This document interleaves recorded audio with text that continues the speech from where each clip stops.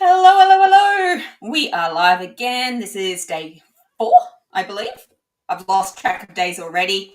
But definitely feeling a shift in energy today. It has been such a marvelous morning. Every little event has been synchronous and eye-opening. And I guess that's where we really want to lead today, is coming in with the truth of our heart-centered space. And Marie, we've been talking a lot about ourselves in what we've gone through and how we visualize, I guess, our outcomes. And for ourselves, that's our perception. Like, this is what I see my growth as being like. But I'd really like to know from your perspective what you've seen, I guess, in me and the vice versa, because I know that working with you, I see like strength and continual courage in stepping into the unknown, like speaking things that most people do see as taboo and a little bit foreign, and you just accept that with such grace and such dignity that it's like, no, this is my truth and I'm going to own that. And I know a lot of that comes from having someone that really does support and understand what you're going through, what you're talking about. And yeah, I'd like to flip the roles and let's talk about each other in that sense, as to like, what have you seen different? Because for me, it's about feeling, Yeah, but for you. I love that. That's really beautiful to receive. Thank you. I was like, I'm in a receiving mode this morning. And, it's really beautiful for others to receive. And, what I've seen grow in you has just been phenomenal in the last, 3 years since we kind of reconnected again. It was funny, this picture popped up of us like from 6 years ago, but I feel like it was older because I may have reposted it. And we just look so different. And what I remember from when I first met you was this lively, vivacious, bold woman who did like really cool stuff like roller derby and roller skating, and sewed her own outfits. And then, yeah, when we reconnected again, it was like going deeper into who you are, and the safety in our friendship that was evolving, unraveling just pieces within our own lives that were hard. And to see that first, yes, like, we spoke yesterday about value, money, finances. And I think, well, maybe about 2.5 years ago, I did my first like feminine group course, and something inside me was like, you know what? It doesn't matter what the value is. And I think you invested like $33 or something. It was like 3 3. Like, right, this is all I have. And that all you have is what you gave. And you gave all of your heart to just like doing the steps, opening into talking more about your life and going deeper. And I've just seen this really beautiful evolution of you just stepping into that bold, unapologetic self.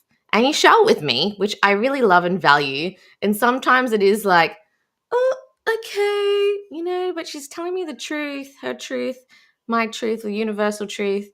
Whatever it is, I just need to sit with it. And then I get to discern. And I love that about you, because I know there's been times where you're like, I haven't been able to share that with anybody, that side of you. And I think when you find your people, you find your soul tribe and your soul sisters and brothers, you just feel it to the core. And I know we had this beautiful reflection earlier in the year about like what we gifted each other. And you know, you shared this piece around like opening up to finding your voice. And you certainly have in your expression, in your art, in just sharing more online. I'm like, here she is. This is like this vibrancy that you are. You are so big and bold and beautiful. And I know I felt it. And I love that people get to see more and more of that. And I think the people that get to work with us, they feel that energy and that frequency.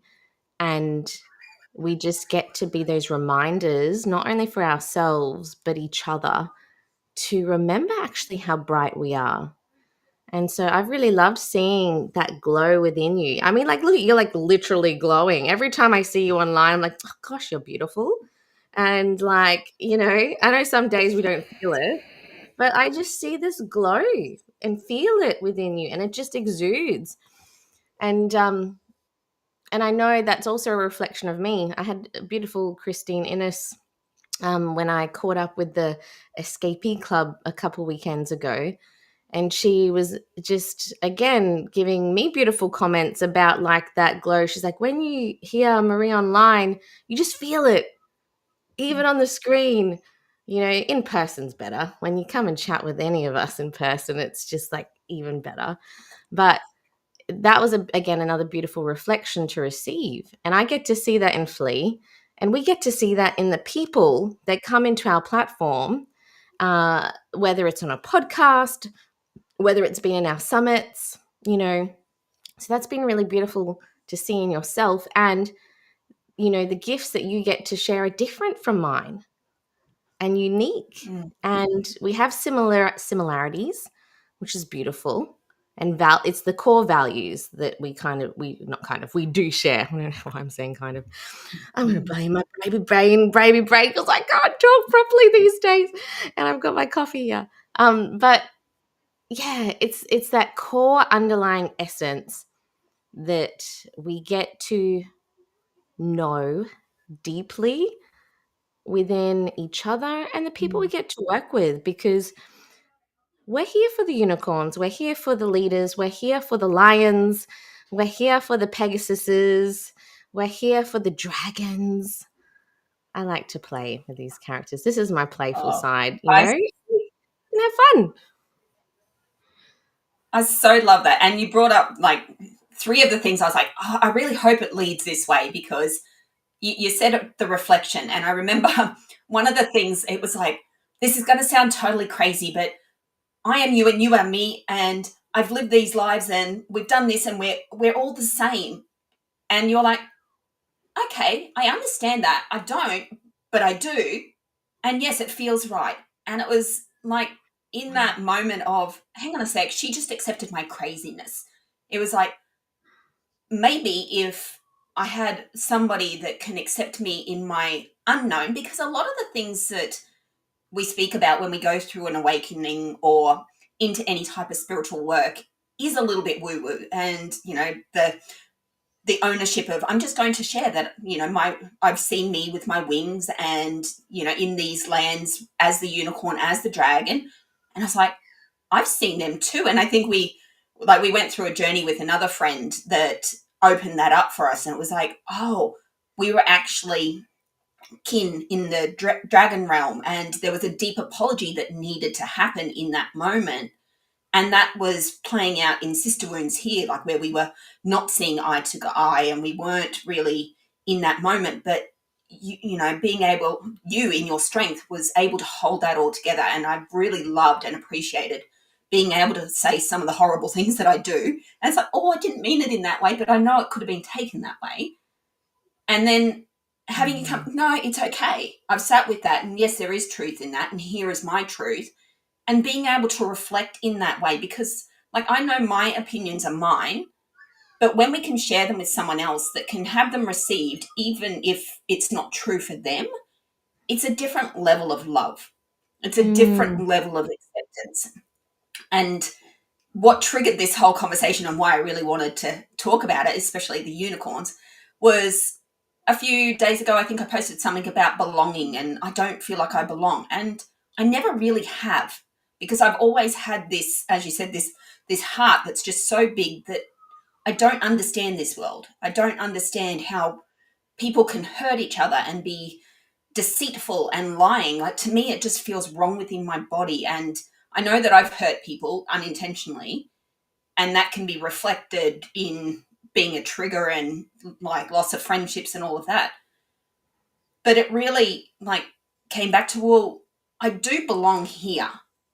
And even though we don't agree on everything and you're not meant to hold everything for me, which is beautiful, like I do have to feel it myself. And that's what working with you has done. That very first container that I said yes to, it's like, oh, I don't really care so much about my womb. I'm not really into that. It's a little bit far-fetched for me. And I was very disconnected from my body. I'd been sexually traumatized as a child. My relationships were very masculine orientated, so those type of things were never about me. It was always about them, and not owning my own self-pleasure. And watching you do it through pain, so through your miscarriage and speaking into that, was like, hang on a sec, there is more power here. There's more power in the body wisdom, in the coming back to self. And that led me down that pathway of finding out about the 13-month calendar and how we're actually out of cycle and out of sync in society. And I'm like, well, this makes sense to me, because this is the what's inside of me that I now get to reflect through you. And a lot of it is that we have this history.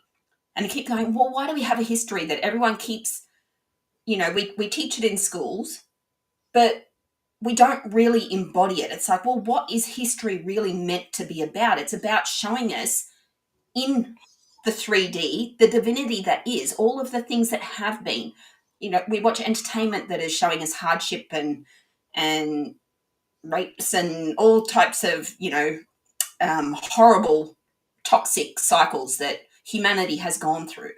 We're shown through religion, through books, through philosophy, through science, through maths, all of these different ways that we can be. And yet we're never really teaching it in that method of, if we look at history as what we know to be true as a documented human experience, well, that also means that the potential and the possibility in the imagination is also true, which is the unicorns and the dragons and the mythical. It's like, well, they had to have come from somewhere. So even if they don't exist here, they have to exist somewhere else.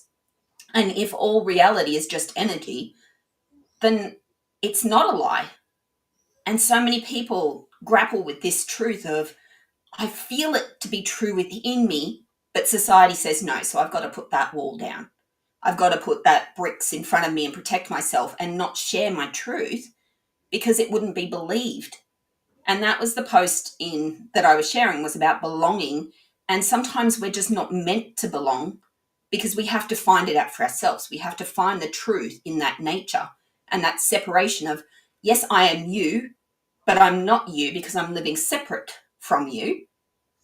But through my interactions with this version of myself, so the Marie Ferguson of myself, I get to witness what it's like to be a powerhouse speaker, someone who does inspire others to step into their roles and to lead with authenticity. I get to see the creative little pop star that likes to dance and throw out moves, and everyone's like, wow, like, where did that come unexpected? And parts of that I've always dreamt of as a child, like I've always wanted within myself. And it's like, well, there's nothing stopping me. There's nothing preventing me from that except for myself, except for the truth that I've allowed other people to teach me that isn't authentic. And this is what I really love about being able to work with you and open up in my own authenticity and being able to share this wisdom, because I do have codes and unexplainable things that aren't meant for everyone. They're not going to be accepted by the masses. I talk a lot of human consciousness and God energy, quantum theories that are just meant to be for me, so that I know that my truth, just like Jesus did coming in, wasn't meant to be the savior, wasn't meant to be the Messiah, like the how do we put it, the put up on a pedestal like he was. He was just meant to show people that we are here to be authentically us, because we are the creators of our own reality. We are literally, and this is what came through this morning, our heart space is heaven. When we are in our love, when we're in our joy, when we are authentically connected and aligned with our heart, we are living heaven on earth. And that's just miraculous. But that's something that you allowed me in your presence and your being to feel and witness and be accepted in my growth of that. And that's beautiful. I've got goosebumps. I love that. Mm. Yesterday, you pulled a card about joy and coming back, and this the inner child piece is coming up too. And yeah, and another friend of mine was like, what was that inner child, that little girl, that little boy like before trauma hit them? And then the word invincible came to mind. There was a part of my little self that felt like invincible before, other things kind of tainted that or conditioned it to feel small. But I feel that invincibility, come through a lot more frequently these days in that heart space, because I know we are infinite and invincible and unstoppable in the grand scheme of things.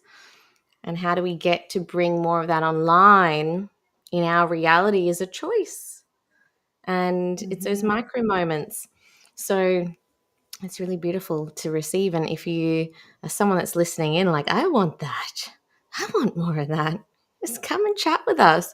We love a good chat and connect with people. And this is like the way we talk here is how we talk with people. Anyone that I've coached and mentored, or in groups that we've had containers, the most beautiful feedback we've received is the safety that people feel in our presence. And I'm sure Flea has had many students and people just come up to her in her life. They're like, I feel like I can just tell you this. And they go, blah, blah, blah, blah. And that happens to me a lot. I'll meet somebody and then they'll come back again and then they'll just tell me their whole life story or the problems that they're facing, just because we exude this energy frequency of safety for the heart to open. And if our hearts can open in our families, in relationships like this, with our children, with our communities, with the people we work with, how can we embrace more of that?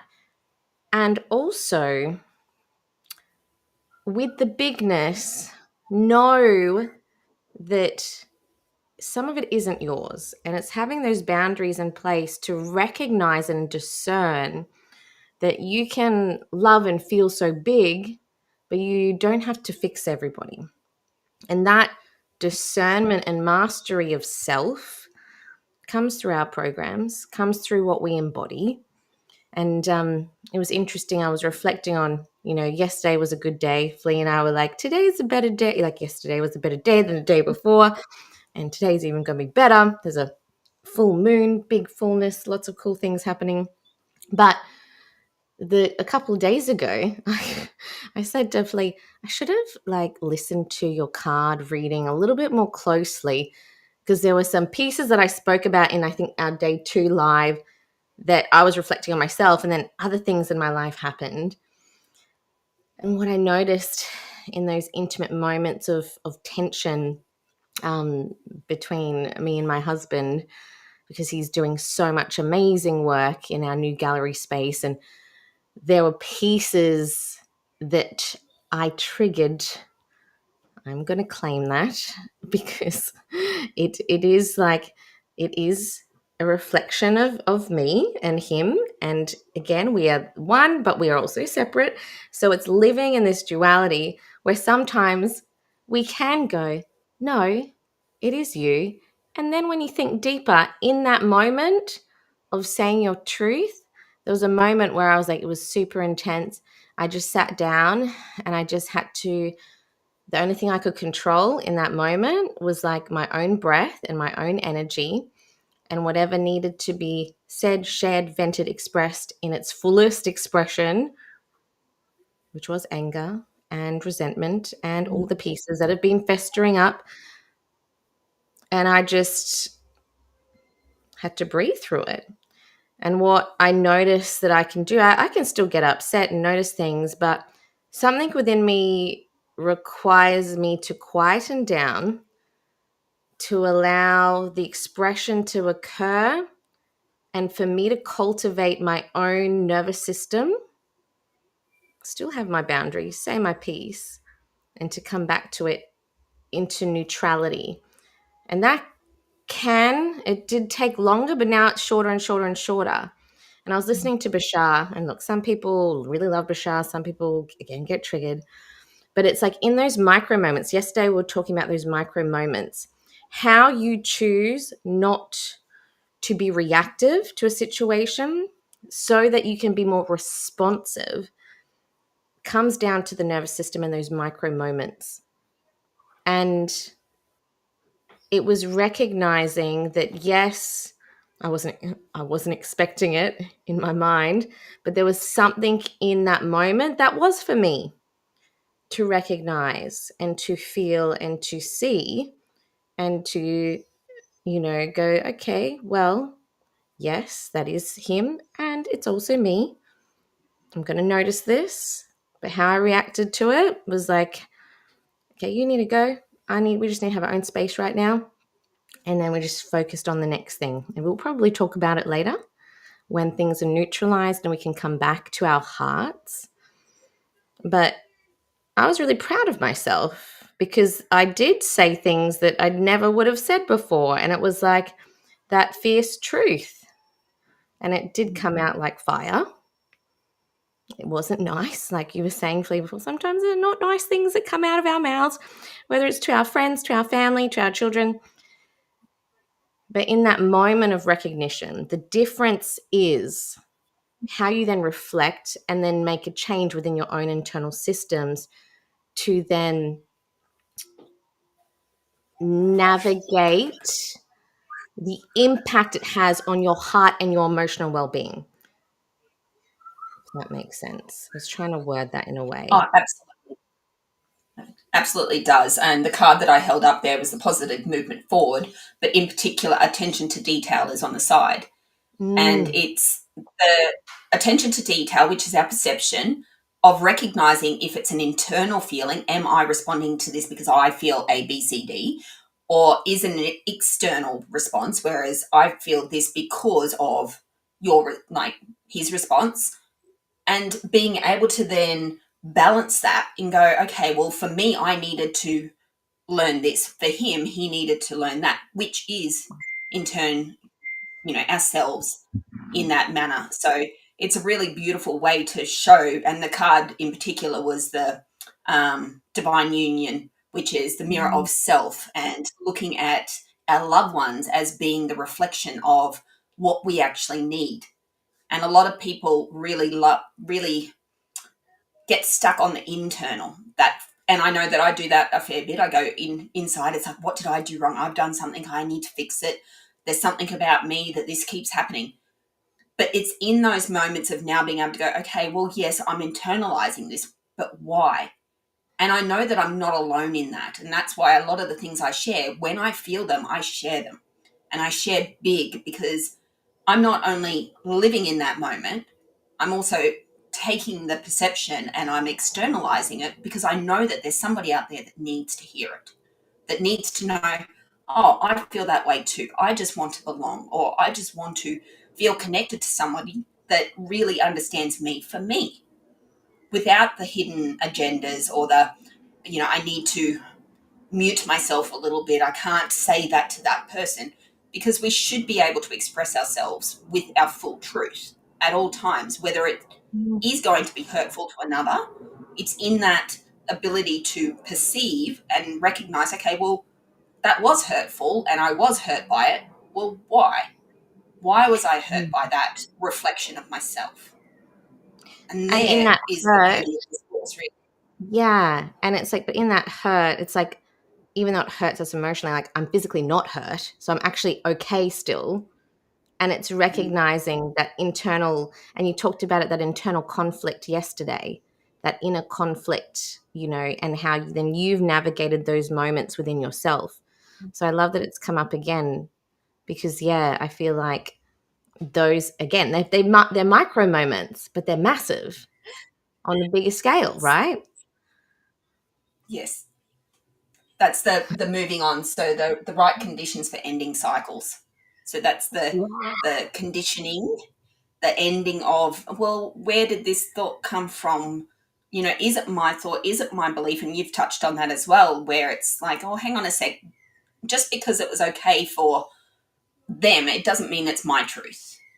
It doesn't mean that it's right for me. And that there is really the precipice of awareness, is being able to go, okay, I can see your truth. And I think you mentioned once before, it's like, um, I don't know how you say it. It's like everything is for you, but not for you. So it's like the good and the bad are both right. And it really irked me at the point. I can't think of the exact saying, but it really irritated me at the time. It's like, so you're saying I asked for my abuse, and it's like, ah, what? No, that can't be possible.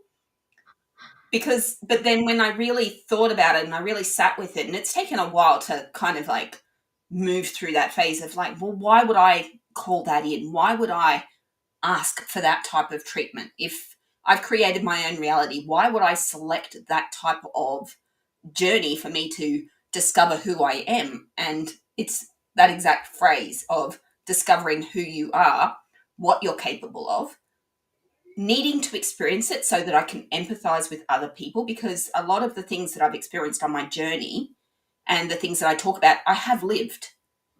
And we talk about wealth of knowledge, and a lot of the time we value the scientists and the mathematicians, the people that have gone to university and studied outside of themselves. This has got a high pedestal positioning for our society, but yet we forget that the lived experiences, the ones where you've actually gone through the crap, where you've worked your way out, where you've transformed something from nothing, that there is true wisdom, true knowledge. And we can amplify that with study, but if you haven't lived it, you don't know it.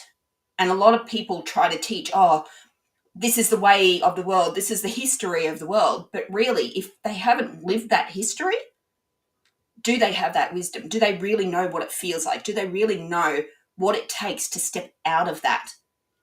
And it was in that triggering moment of, well, you chose this and it's for you. And it's like, I didn't choose this. Why would I ever choose it? I did. I did ask to experience all of life so that I could trust myself, because that's the Mm, difference, is we can trust in other people. We started this by placing, beautiful reflections on each other. Oh, thank you for this, thank you for that. But really, it's the permission to trust yourself. And that's the exactly. heart-centered authenticity that the rest of the world needs. We need to start stepping away from the social conditioning of, well, this is better. Because we know that not all doctors, and we spoke about this yesterday, not all doctors are actually going to have your best interest at heart. But you might find a naturalist or a naturopath or something like that that has the exact answer that you need. And it may not be right for the next person, but it could be right for you. And that's the heart-centered trust that Mm, you've taught me, and I feel I've reflected back to you more. beautiful. And that piece around belonging is like when you feel at home in your heart, it actually doesn't matter where you are because you're always home. I know when we think about culture, ethnicity, we have been talking about history, those things are important, and on the spectrum of things, it also isn't, because you can find yourself and the depth of who you are right in your body, in those wealth of experiences. And it made me think about when you're talking about life experience, the wisdom that comes through does come through experience. But also, I know we also work with young people who have a great insight. They might not have the life experience, but that childlike curiosity to imagine and to think, I think we also underestimate the power of our young people, our young adults. And I feel like this, you were talking about the bridge this morning in one of your posts as well, that this bridging of generations, like our generation gets to notice the gifts of our younger ones, not just children. There's so many amazing young adults that are just like so driven and have these cool insights and ideas, but there is something missing in their, I suppose, groundedness and their connection with older generations and things like that, which I think we get to bridge when we start to work more closely, not only with our own communities, but, across generations. So I was listening to this, I was reading this post from another friend where he was talking to um, a young woman, I think she was 19, who's studying to be a psychologist. And he just got so many cool insights and takes that was coming from the sense of innocence. She didn't have the life experience to talk through from that place, but there was this curiosity and beautiful innocence and questioning that helped him kind of go, oh, actually, maybe I should think about things this way. And I thought that was a really cool reminder in the power of wisdom, experience, life, versus also communicating with our youth, our young people, our young adults. But if we don't talk to them, how do we know? You know, if we don't find the bridges and find the ways to connect and offer those solutions that work across time, culture, space, age, class, race, whatever, like this is the world that we get to create together. And I'm kind of verging off another a tangent here, but that piece around wisdom experience is very important. But it's also like balancing that other side as well. Like, don't underestimate the power of our children, our teenagers, our young adults right now. So, anyway, I just thought I'd put that little 2 cents in. Uh, the tangents are perfect because it becomes the bridge for what comes next. And what you've just said there really leads into where my mind was going as you were speaking, was that we are offering a course at a discounted price, but maybe you're listening to us and you're going, well, I don't really want the course. I don't really need a course like that. But this is where we are open to any opportunity. And you can't really put that on a website or express it any other way than in person. But you may want to work with us in a different sense. I know that Marie's and her husband are working with some beautiful people in the steel industry. It's not spiritual, but it's still that, how do we lead from the place of authenticity? How do we follow our dreams and inspire others to join us on that quest? And this is a lot of what we offer in just our presence. It's like maybe your business just needs a rebranding or a refresh, and you just need a fresh set of eyes that does come from a heart center place that will lead to not selling and the ickiness that society is feeling, not separating people by class status and toxic ideals, like really looking into how we can make communities like in Ghana, in other countries in the world, how we can work with these people to stop the poverty trend. Like, we don't need to be in this model of living anymore.